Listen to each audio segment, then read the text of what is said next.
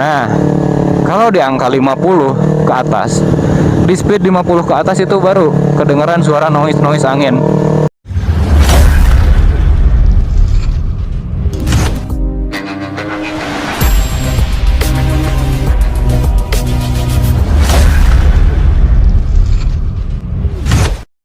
Oke guys, welcome back again with me di pagi hari yang cerah ini. Kali ini gua pengen road review soal si KYT TT Corse ini. Ini gua pakai helm punya saudara gua ya. Ini helm KYT TT Corse benar-benar viral banget di tahun 2020, tepatnya di awal-awal pandemi Covid ya. Jadi ini helm dibanderol di harga 990.000 buat yang warna solid, dan buat yang motifnya itu 1,2 sampai 1,5 ke atas lah. Apa yang bikin helm ini benar-benar mahal? Enggak mahal juga sih sebenarnya. Ini masuknya masih budget pelajar. Kenapa bisa nembus harga 1 jutaan? Ya karena dilihat dari tampilannya helm ini benar-benar ganteng banget, parah banget sih gantengnya. Dari segi lekukannya benar-benar bikin helm ini terlihat racing banget, race look. Jadi benar-benar helm yang aerodinamis. Dan si KYT TT Corse ini lebih cocok, memang lebih cocok kalau dipakai buat riding pakai motorsport. Ya bukan berarti orang-orang yang pakai Matic nggak boleh pakai helm ini, tapi kalau secara desain dan look emang benar-benar pas banget buat dipakai riding pakai motorsport. Ini helm didesain langsung sama orang Italia guys. Jadi didesain langsung sama orang Suomi. Itu yang bikin yang bikin helm ini mahal, karena kita bukan hanya sekedar beli helm, tapi kita juga beli desain.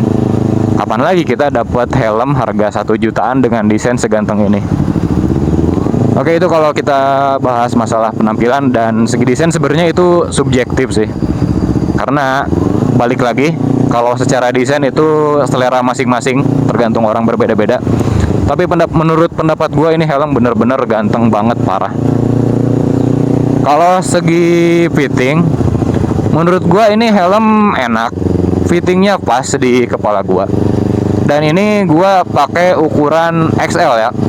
Cuman di beberapa kasus katanya orang-orang juga mengatakan ada yang diantara mereka harus upsize satu ukuran. Misal mereka pakai ukuran L, biasanya dia harus upsize ke ukuran XL. Kenapa? Karena katanya fitting di bagian pipinya benar-benar ngepres banget. Dan sebenarnya kalau helm tuh kalau kekecilan itu masalahnya bikin kepala pusing guys.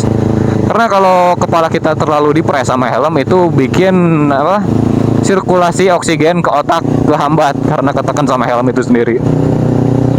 Cuman kalau dari segi busa, menurut gua memang enak, tapi kesannya nggak premium. Ya di harga 1 jutaan wajar lah ya. Kalau secara segi kenyamanan belum nyentuh senyaman NFR ataupun NXR. Bicara soal fungsi, ini kita misal ngomongin visornya dulu ya. Dari segi visor, ini bagus banget, enak banget visornya. Kenapa gue bilang enak? Karena visionnya atau jarak pandang kita benar-benar lebar.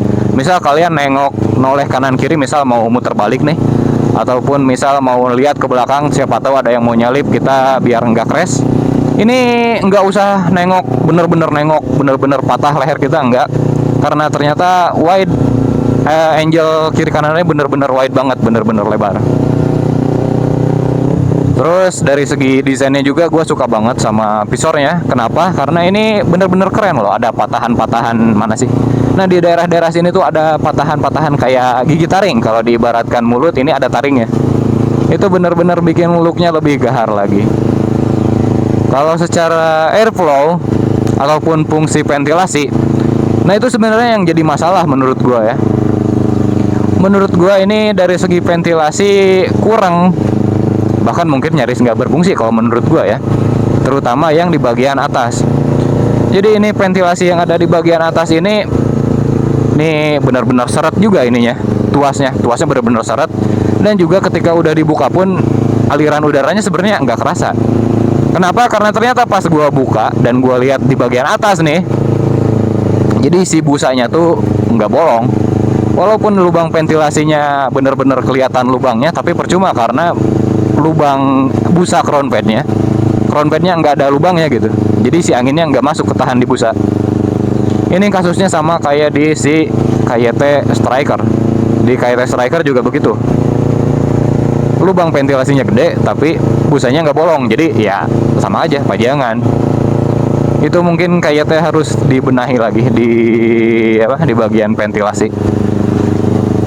Kalau dari segi kekedapan suara, gua ini jalan di angka 40 masih oke lah, nggak noise, masih nggak ada bunyi-bunyi angin dari arah manapun. Cuman menurut gua kita coba agak ngebut dikit. Nah, kalau di angka 50 ke atas, di speed 50 ke atas itu baru kedengeran suara noise angin. Kalau gua ngerasanya itu masuknya dari bagian samping sih.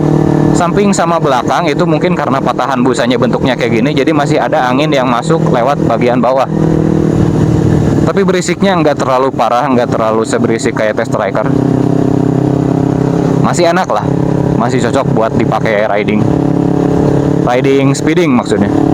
Terus kalau misal buat speeding juga ini oke lah, karena ini udah dilengkapi sama si double D-ring strap.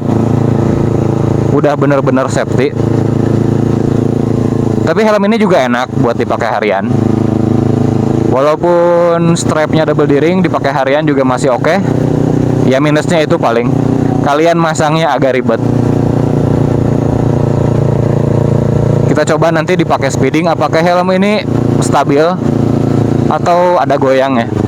Tapi gua rasa harusnya ini helmnya stabil. Kenapa gue bisa bilang ini helmnya harus stabil? Karena dari segi aerodinamis helm ini dapat banget. Dan juga karena helm ini fittingnya pas di kepala gue. Jadi harusnya nggak ada goyang ya. Oke, kita coba speeding tipis-tipis.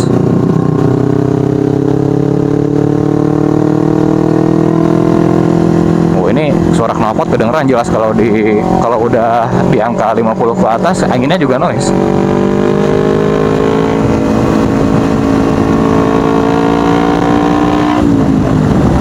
Yaps, helmnya nggak goyang, aman lah ya buat dipakai speeding.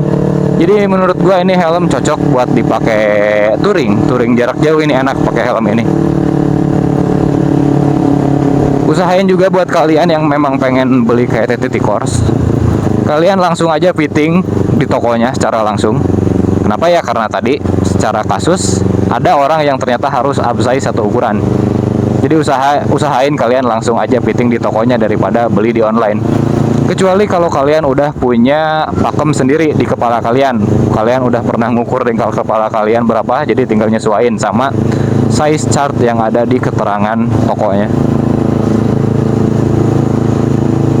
Dan menurut gue ini helm walaupun udah dari 2020, berarti memang viralnya tahun 2020, tapi ini kesannya nggak ketinggalan zaman. Walaupun sekarang udah 2023, udah banyak keluar helm baru, apalagi kayak si NHK Mark I tuh bener-bener bagus banget. Tapi menurut gua helm ini masih worth it dipakai di tahun 2023. Oke guys, jadi mungkin segitu aja dulu yang bisa gua bahas dari helm ini.